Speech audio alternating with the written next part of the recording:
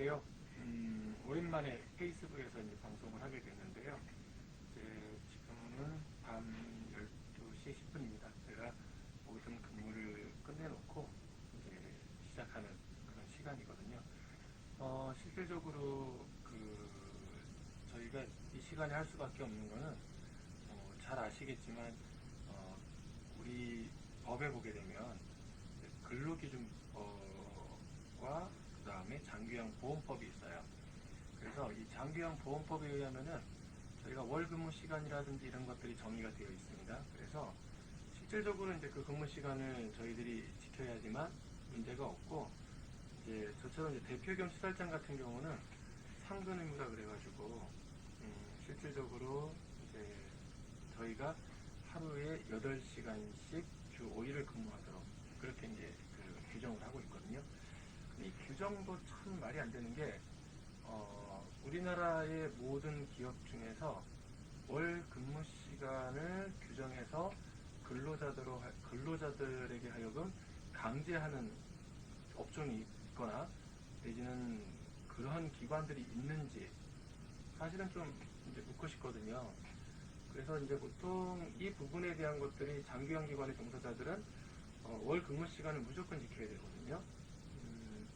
잠깐 뭐 화면에서 보여드리면 좋겠지만 또 저희 기관 노출하면 또 협박하고 또 난리치지 않겠어요? 뭐 조사한다 그러고 실질적으로 참 부담되는 부분이기도 해요.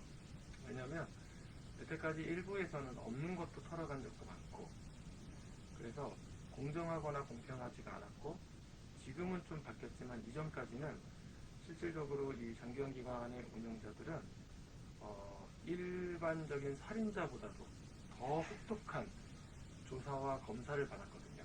그래서 일단 좀 보여주긴 좀 곤란한데 이렇습니다. 간단하게 우리가 얘기한다 그러면 제가 한번 달력을 좀 한번 보여드리도록 할게요. 그래서 달력을 한번 좀 보여드리면 이제 올해 달력을 좀 제가 이번 달 9월달 달력을 좀 한번 제가 화면을 좀 공유를 해서 좀 보여드리고 싶은데 화면 공유가 되나 모르겠어요. 제가 이거를 한번 화면 공유가 되면은 좀 보여드리면 좋겠는데 화면 공유가 안 되는 것 같아요. 그죠? 제가 지금 보니까 화면 공유가 안 되는데 원래 되는 걸로 제가 알고 있었는데 화면 공유가 지금 안 나오고 있습니다. 자, 그래서 지금 보게 되면은 실질적으로 지금 9월달은 1일부터 30일까지 있거든요. 그러면 이 중에서 토요일과 일요일을 제외하고 그 다음에 빨간 날에 해당하는 흔히 말하면 우리가 샌드위치 이제 명절이 되잖아요.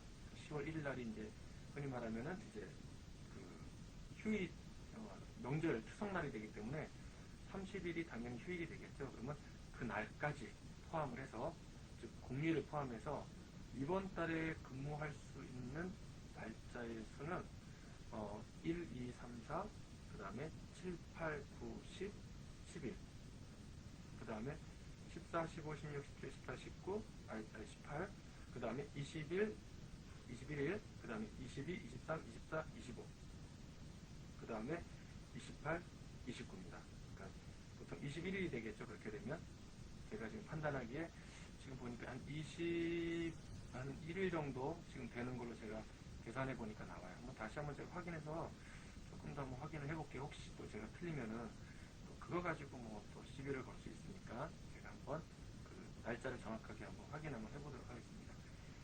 이번 달에 저희가 9월 달에 근무 시간은 네, 토탈 해가지고 저희가 21일 맞습니다. 그래서 168일 하루에 8시간씩 곱하기 21일 해서 무조건 그 시간을 지켜야 된다는 거죠. 그 시간을 지키지 않으면 뭐가 발생을 하냐면요.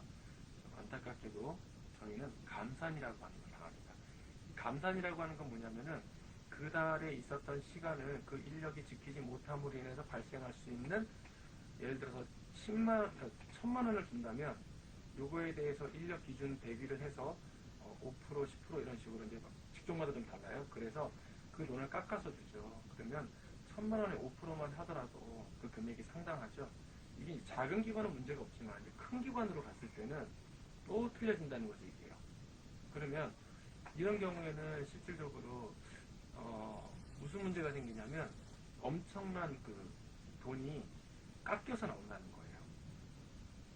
깎여서 나오는데 단순하게 이제 깎여서만 나오면 되는 게 아니라 다음에 평가를 받을 때 이 감산을 당했던 그 이력이 있으면 역시 이 3년마다 하는 평가에서도 점수를 깎이게 된다는 거죠. 즉 근로자들이 강제로 근무 시간을 강요당하고 거기에 따라서 또 역시 마찬가지로 만약에 어쩔 수 없이 하면은 사실은 그래요. 왜냐하면 원래 근로계약은 160시간을 한단 말이에요. 그러면은 160시간 이상을 근무했으면은 연장수당을 줘야 되는 거죠. 근로계약을 그렇게 했으니까. 근데 지금 다른 데 보면 거의 주지를 않고 있거든요. 그러면 160시간에 대한 수가를 산정을 해놓고 여기에서 발생하는 연차에 대한 거는 인정하지 않는, 발생하는 수당에 대해서는 인정하지 않는다는 거죠. 그러면 이분들이 얘기는 그래요. 1년 12달 전체를 계산했을 때 다 합산해서 나누기 12를 하면은 168시간인가가 나와요. 그렇기 때문에 실질적으로는 전체 근무 시간을 계산하면은 근로기준법에 따른 그 시간과 거의 맞다라고 얘기하는데 6월달 같은 경우 140시간 근무하고 그 다음에 지금 10월달 같은 경우 상당히 시간이 줄어요. 제가 알기로는. 제가 한번 계산을 다시 한번 10월달 거 해보면은 저희 월 근무 시간은 152시간입니다. 그러니까 이게 웃긴 게 뭐냐면 우리는 실질적으로 계약을 할 때 어떻게 계약을 하죠? 근로계약을 할 때 그 사람들하고 우리하고 160시간이라는 거를 놓고 계산을 해요. 그러면 시간이 미달되더라도 월급제이기 때문에 드려야 되죠. 하지만 초과되는 수당에 대해서는 당연히 줘야 되는 거잖아요.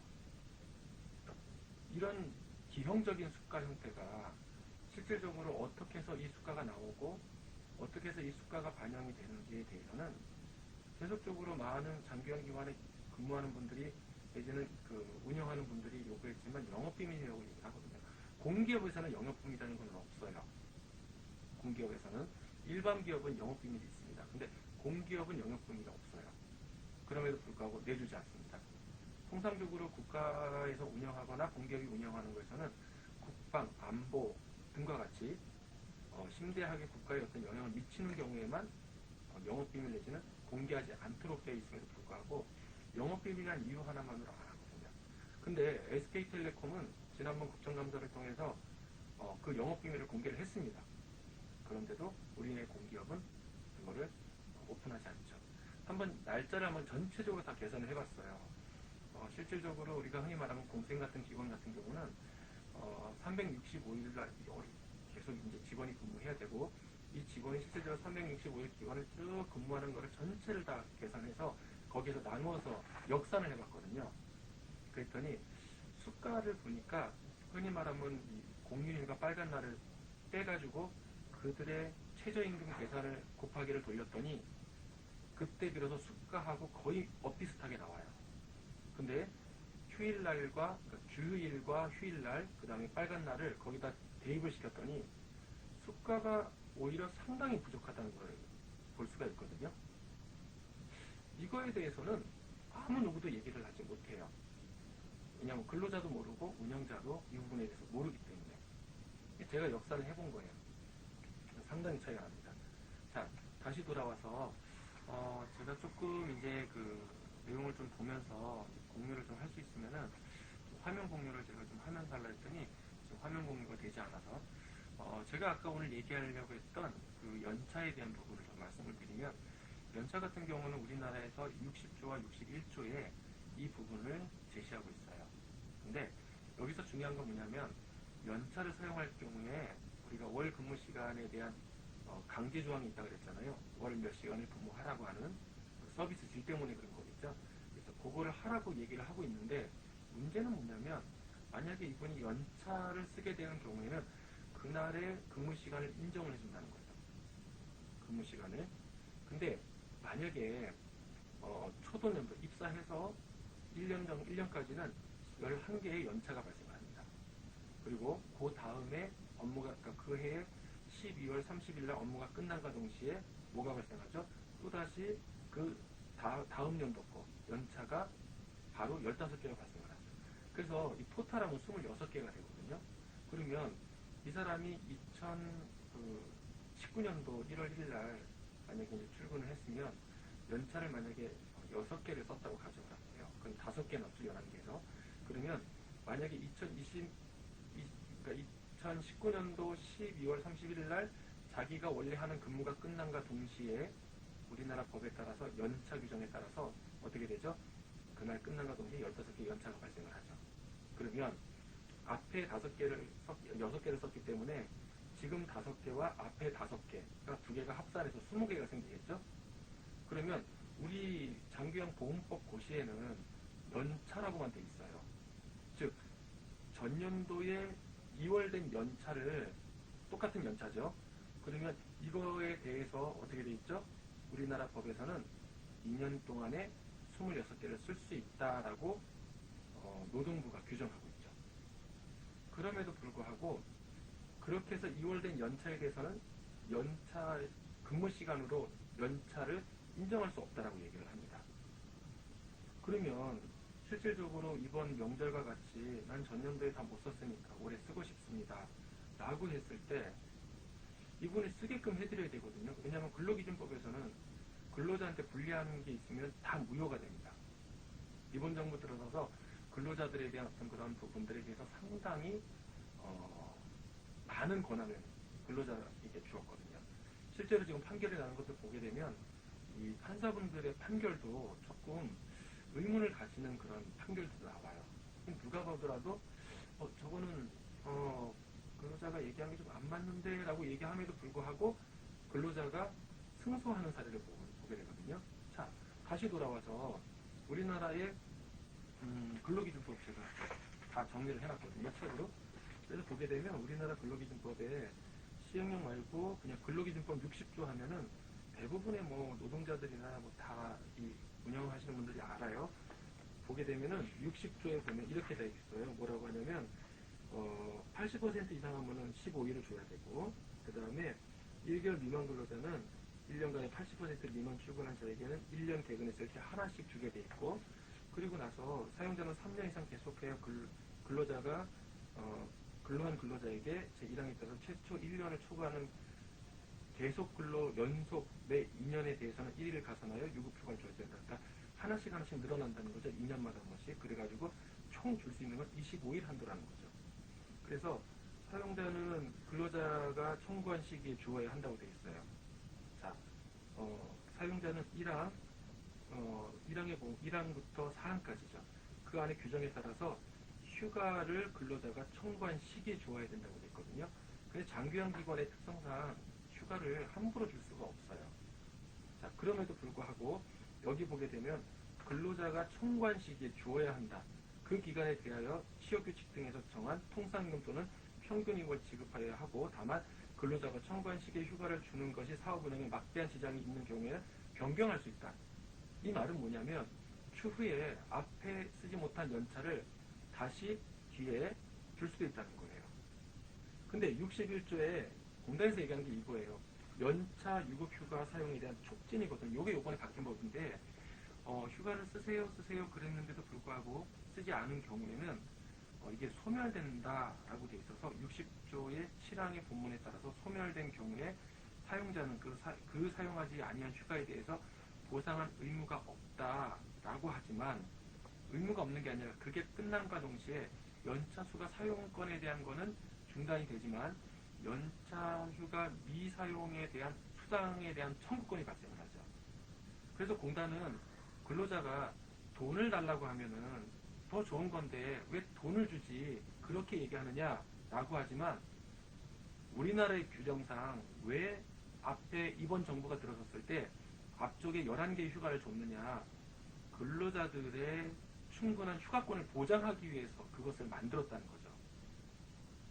그런데 거기에서 되어진 연차 휴가의 2월분에 대해서는 고시에 연차 휴가라고 되어 있지 2월 된 휴가에 대한 내용은 전혀 나와 있지 않습니다.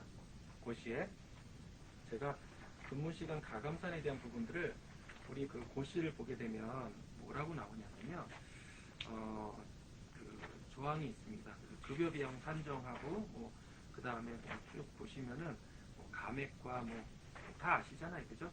우리 장기영 하시는 분들은 감액과 뭐 이제 뭐 그 다음에 감산 구경 보게 되면은 뭐 그런 경우는 감액하지 않는다. 그게 뭐냐 그랬을 때 실질적으로 그 시간을 인정을 해준다라고 하는 부분이 이제 우리 여기 보게 되면 제가 한번 감액 기준을 좀 보게 되면 여러 가지 내용들이 쭉 나와요. 그래서 근무 시간 인정 같은 경우는 제가 여기다 체크해놨는데 조금 빠진 것 같은데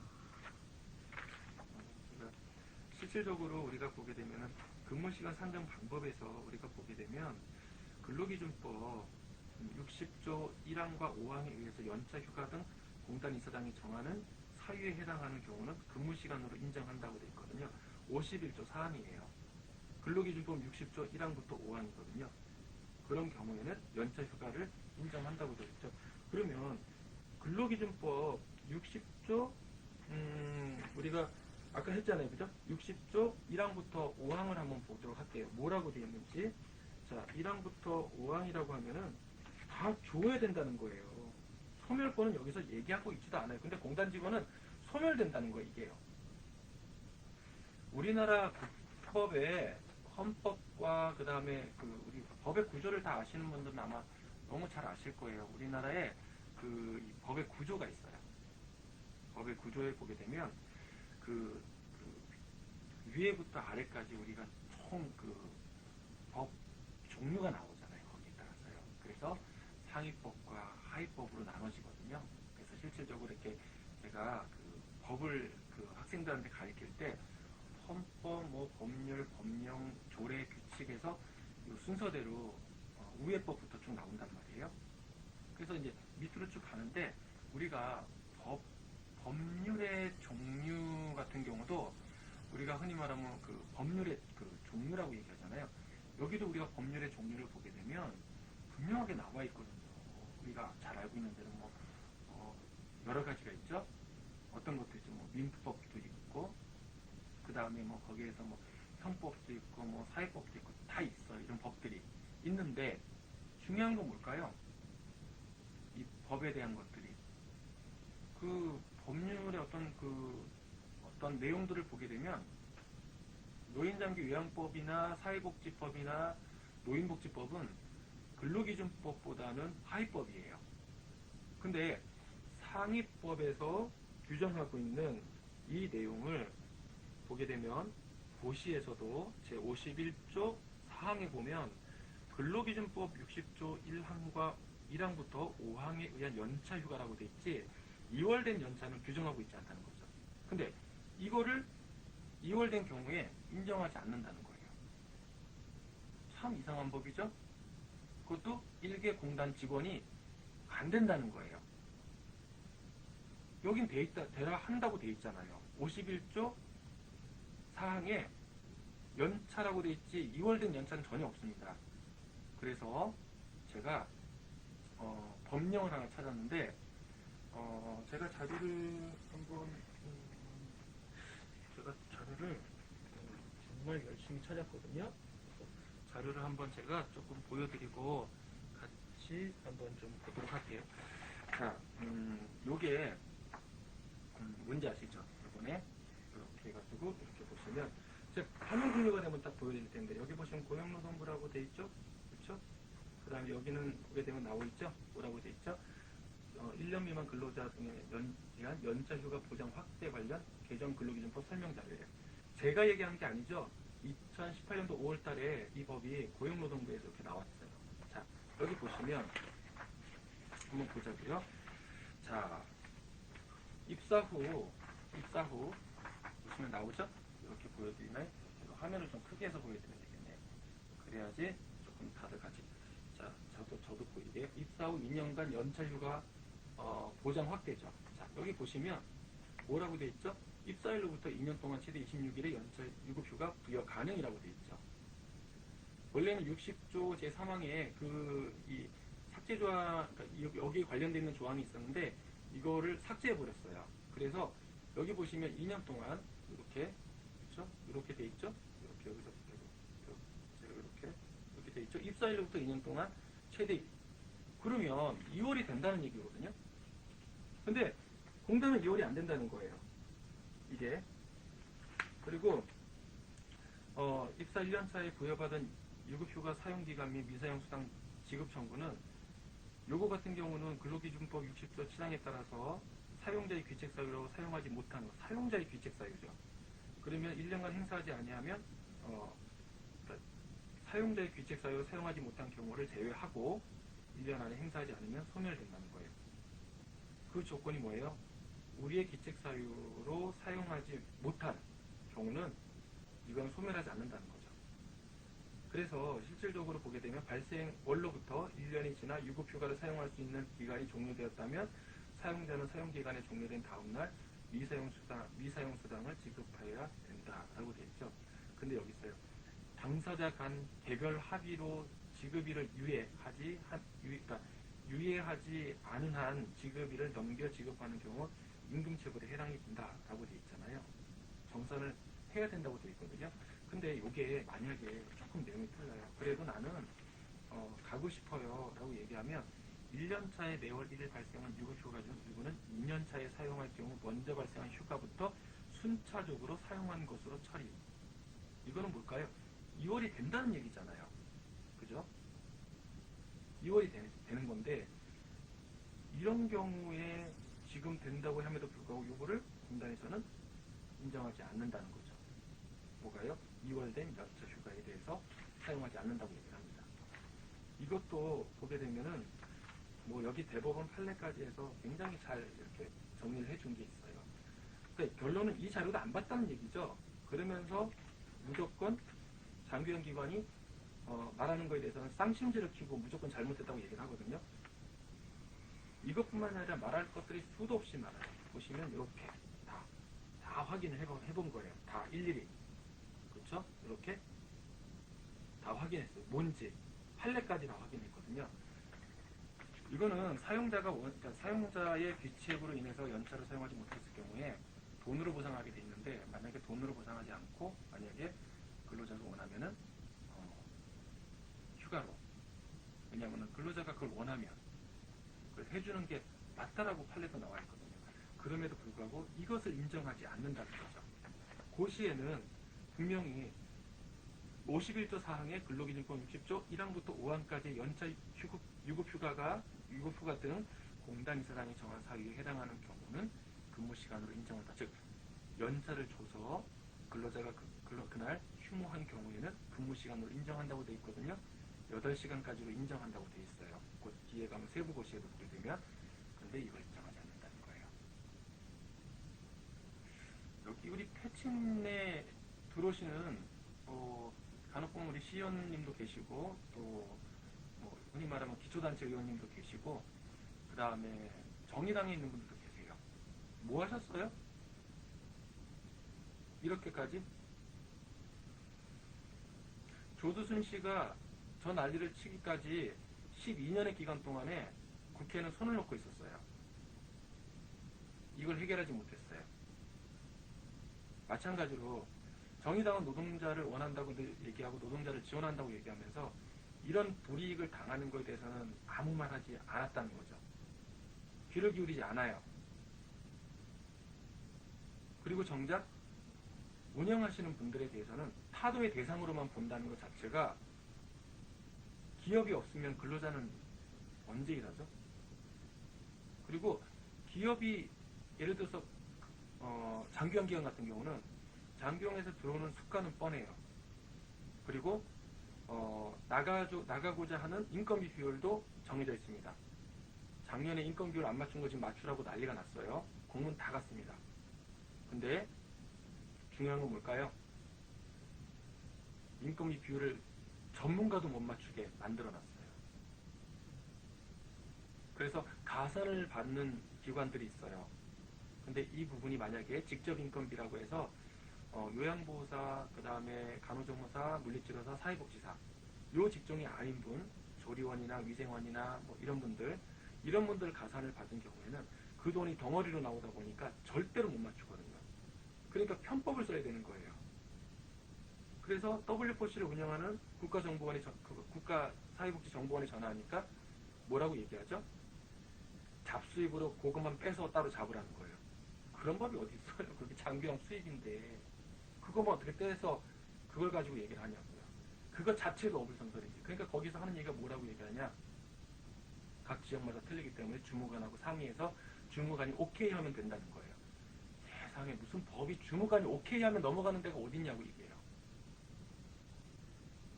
왜 법을 이렇게 말도 안 되는 법을 만들어 놓고 책임도 못 지고 감당도 못 하면서 왜 이럴까요? 대한민국의 20만 장교양 노동자들이 엄청난 피해를 보고 운영자들이 날마다 그거에 가슴 졸이면서 조마조마하면서 가슴 아파서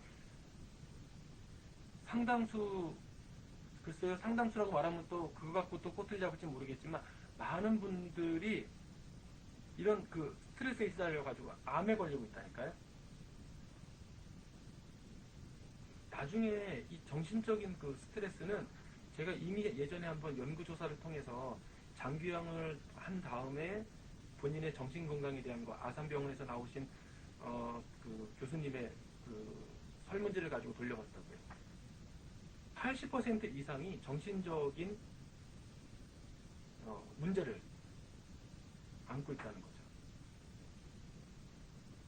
정의당에 있는 분들 한번 생각해 봐야 돼요. 이거 알고 싶으면은 연락 주세요.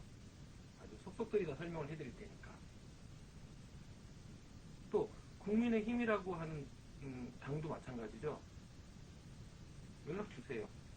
거기도 기득권에 대한 어떤 것들을 반영하는 보수 세력이잖아요.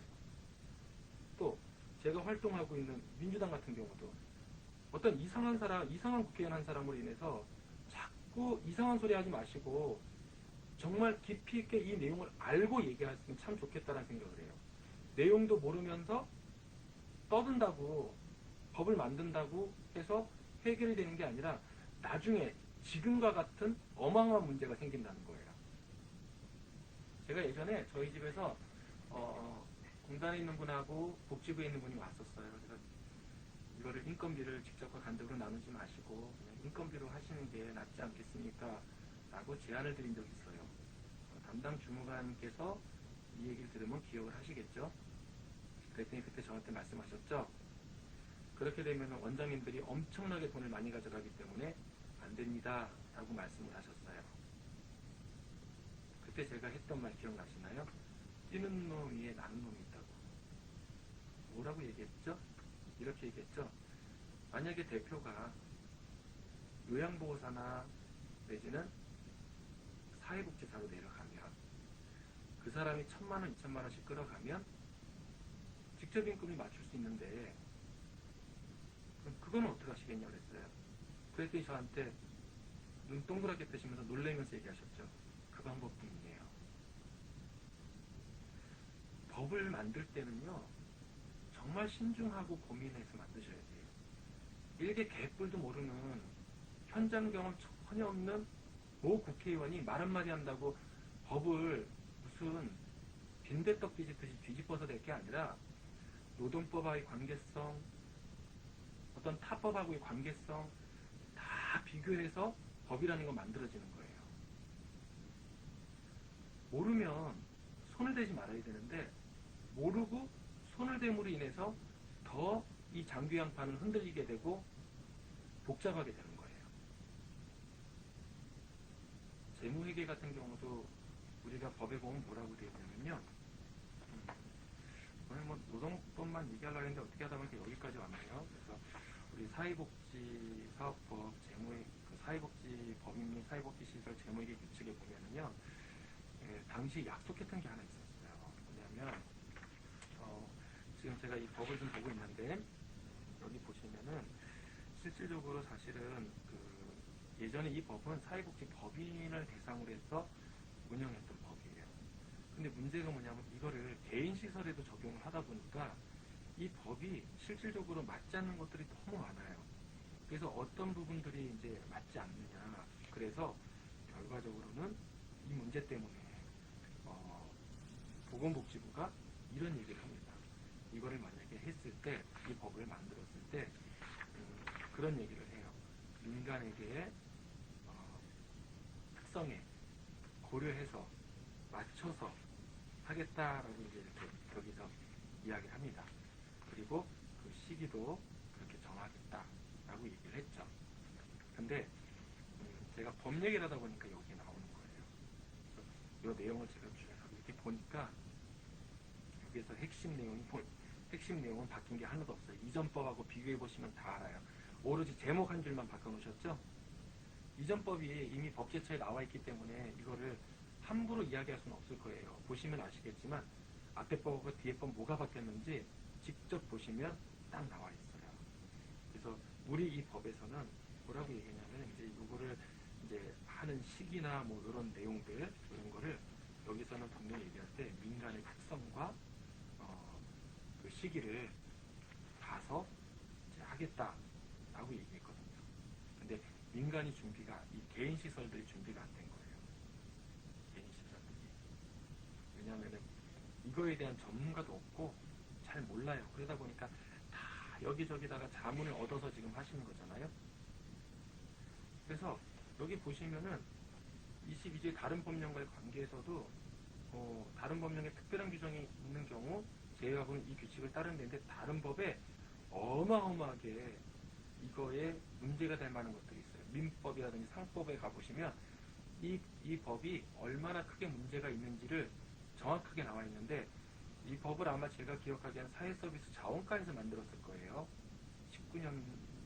19년도 6월인가 시행하고 일부 개정을 아마 그 시기에 했던 걸로 기억하는데 여기 이렇게 나와 있다니까요. 이게 안 맞아요. W4C 하는 그 사회복지정보원에서도 문의하면은 도대체 이 부분에 대해서 이해를 못해요. 잘. 너무 어렵다는 거지. 근데 그걸 떡하니 해놓고 지금 인건비를 안 맞추면은 때려 죽이겠다고 하면서 글 잔뜩 공부 놓은 거 보시면 무슨 법 몇 조, 무슨 법 몇 조, 무슨 법 몇 조 해가지고 재무회계법 위반을 해가지고 잡아놓겠다. 참 이렇게 겁박을 해도 될까요?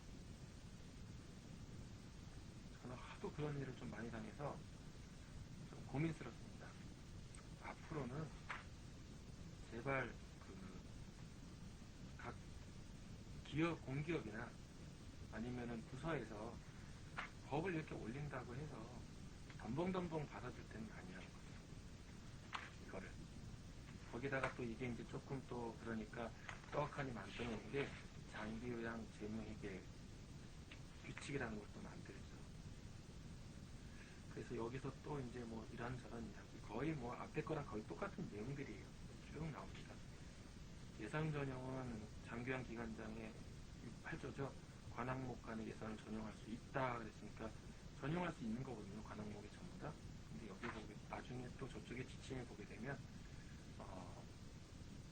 뭐가 있냐면 그 식자 재비에 대해서는 전용할 수 없다라고 또 정확하게 거기다 써놓거든요. 이런 것들을 저희가 좀 볼 때 언제까지 이렇게 씁쓸하게 이 일을 해야 되고 이거를 계속 해야 되는가라고 하는 고민 속에 빠질 수밖에 없고 또 어떤 조사를 받을 때는 우리가 51조 2항 같은 경우도 그 대상자가 그 실질적으로 부재한 경우에는 가서 업무를 일부 또는 그렇죠? 보게 되면은 사모냐 관련의 업무에 도움이 필요하여 다른 직원의 그 업무를 일부를 수행한 경우 신고한 직종으로 실금 광고를 본다 했는데 이것도 얼마만큼인지 없어요. 그냥 가서 팔면 다 위반이 되는 거예요. 그러니 이게 숨이 막혀서 일을 못하겠다는 거죠. 각 정당마다 노인 고령화에 대한 부분을 고민을 많이 해요. 근데 정작 고령화에 대한 대표적인 그 제도인 장기요양보험제도에 대해서는 전문가가 국회에 들어가 있는 사람이 단 한 명도 없다는 거죠. 지금 이런 간단한 그 노동법과 관련돼 가지고도 근로기준법하고 관련해서도 노동자들의 어떤 그런 권의를 찾아주고 싶은 그런 운영자들이 있다 하더라도 찾아주지 못하는 거예요. 안 된다고 하니까. 법이 고무줄이 되면은 전체가 흔들리거든요. 법은 고무줄이 아니라 기차 선로와 같이 딱 정해진 룰에 따라서 움직여야 됩니다. 그걸 우리가 흔히 말하면 탈선했을 때 법 위반이 되는 거지, 탈선하지 않고 그게 마치 고무줄처럼 돼서 늘었다 줄었다 돼서 일로 갔다 절로 갔다 하면은 결론적으로 피해를 보는 사람들은 현장에 있는 기관을 운영하는 분들과 노동자들이라는 거죠.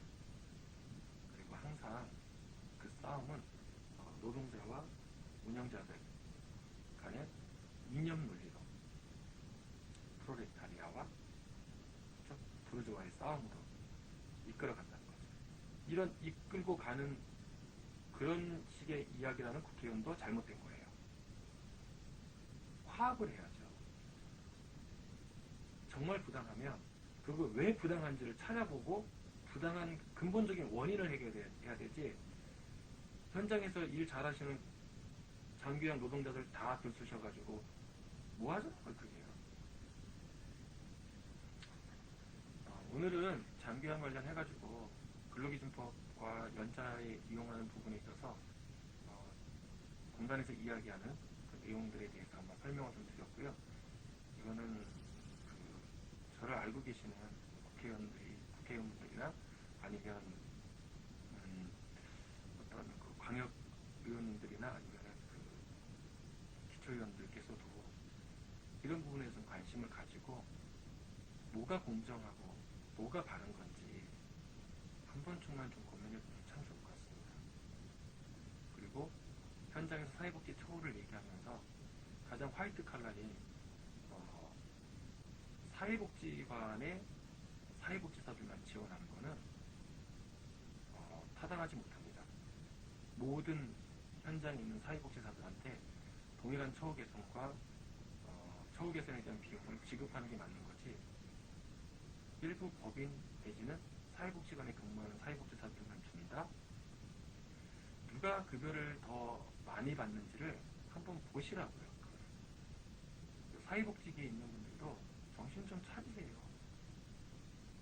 말도 안 되는 자꾸 얘기하지 마시고. 사회복지사의 어떤 그 보호는 전혀 없습니다. 저도 현장에서 시설장으로 사회복지사라고 하는 어떤 타이틀을 걸고 이 일을 수행하고 있는데 어르신한테 팔이 꺾여가지고 3번이나 꺾여서 오늘 도저히 힘들어서 안 되겠어 병원을 갔더니 너무 많은 염증 때문에 언제 왔냐고 물어보시더라고요. 많이 아팠을 텐데 갈 시간이 없어요. 하루하루 어르신을 돌보는 게 정말로 힘들거든요. 근데 갈 시간이 없습니다. 법이 그렇게 되어 있기 때문에. 자, 오늘은 제가 여기까지만 이야기하고요. 이거를 누가 보고 안 보고의 문제가 아니라 현장에 대한 그 소리를 이야기하고 싶었고, 또 현장의 어떤 그런 잘못된 부분들에 대해서 법의 개정이라든지, 공단도 수고하는 건 알고 있어요. 근데 너무 장기형 기관의 운영자들에 대해서 마치 도둑놈처럼 취급하는 것은 바람직하지 못합니다. 민관이 내지는 공기업이 우리가 파트너로 가야 되는 시대거든요. 그래서 서로 질 높은 서비스를 제공하기 위해서 정말 고민하고 노력해야 되는 거거든요. 자꾸 거짓말 같은 자료만 내놓고 하시잖아요. 그죠? 장기형 2000년 기본계획안에 보게 되면 스웨덴이 현재 민간 비율이 14%밖에 되지 않는다고 얘기하셨거든요. 근데 싱가포르, 스웨덴의 이제 스톡홀름에 이제 복지국에 있는 국장이 대표죠. 그러니까 그 부서를 담당하고 있는 분, 요양 아파트 쪽에, 그리고 또 스웨덴에 있는 주정부에 있는, 그러니까 중앙정부에 있는 분들의 얘기도 들어보고, 또 국회의원들이 이야기하시는 것도 제가 들어봤는데, 공통으로 나온 게 뭐냐면, 지금 현재 스웨덴은 14%가 아니래요. 25% 정도, 24% 정도 된답니다. 그리고 이번 스톡홀름 시청에서는 추후의 목표가 50%라고 얘기를 해요. 그럼 벌써 공단이 얘기한 틀렸죠. 거기는 민간 비율이 14%밖에 안 된다고 써놓으셨잖아요. 그럼 뭐 지울 수도 없어요. 나와 있는 거기 때문에. 근데 스웨덴은 반대로 50%까지 민간 비율을 늘린다는 거죠. 제가 너무 답답해서 물어봤어요. 왜 그렇게 늘리려고 하십니까? 한국은 스웨덴이 지금 현재 개인 비율, 민간이나 개인 비율이 14%밖에 되지 않아서 거기서 마치 더 이상 밀리지 않는 것처럼 얘기하는데 왜 거기서는 50%까지 밀리려고 하시죠? 라고 물어보니까 공공이 하면은 경쟁력이 떨어진답니다. 효과와 효율성이 떨어진다고 얘기를 해요. 그렇기 때문에 민간에게 그걸 열어줌으로 인해서 경쟁을 통해서 서비스 질을 높인다고 얘기합니다. 지금 장기영 위원회에 있는 모 교수 같은 경우는 반대로 얘기하고 가시죠. 그분이 정신 좀 차렸으면 좋겠어요. 어떻게 경쟁을 통해서 돈만 본다고 자꾸 얘기하고 경쟁을 통해서 서비스질이 올라가는 거는 경제학자들이 이야기할 때 가장 기본적인 초등학교 5학년 책에 나와요. 경제는 이 경쟁을 통해서 이 생산하여지는 물품의 흔히 말하는 퀄리티가 올라간다고 얘기하거든요. 그 초등학교 5학년 책에 나오는 거예요. 사회책이에요. 제가 경영에 대한 거를 공부할 때도 저는 그렇게 들었단 말이에요. 근데 사회복지에 나오는 글들을 보게 되면 인간한테 하게 되면은 너무 경제적인 수익을 쫓아가다 보니까 서비스가 떨어진다고 얘기한다. 이게 나중에 혹시라도 정부가 바뀌어서 보수 정부가 들어섰을 때도 똑같은 얘기를 그분이 하실지 좀 의문스럽고요. 저는 진보적인 어떤 성향을 가지고 있다 보니까 오랫동안 그 정당에 계속적으로 일을 해왔고 도와왔거든요. 근데 그분은 그렇지 않은 것 같아요. 제가 그 전에 글도 이렇게 다 읽어보니까 대구에 있는 모 대학의 교수님 같은 경우도 이게 그때 정치 상황에 따라서 말이 좀 바뀌더라고요. 저는 이 부분에 대해서는 교수로서의 어떤 윤리적인 부분도 문제가 있다라고 저는 생각을 하게 됐거든요. 그렇잖아요. 이게 정권의 논리라든지 어떤 정권이 누구냐에 따라서 나의 주장이 바뀐다 그러면 그거는 끝나는 거 아닌가요? 자, 다시 좀 정리를 해서 마무리하면 처음에는 제가 근로기준법 관련해서 이야기를 했지만 전반적인 제도에 대한 상황에 대해서 얘기했습니다. 다음에 조금 더 구체적인 이야기를 좀 나누고 설명드리도록 그렇게 하겠습니다. 늦은 시간이라 뭐 많이 보시는 분도 없을 거예요. 아마 보시는 분이 김병희 원장님 오셨네요. 저기 제천에 그 외에는 아마 거의 못 보셨을 것 같아요. 제가 좀 확인이 안 돼서. 하여튼 다음에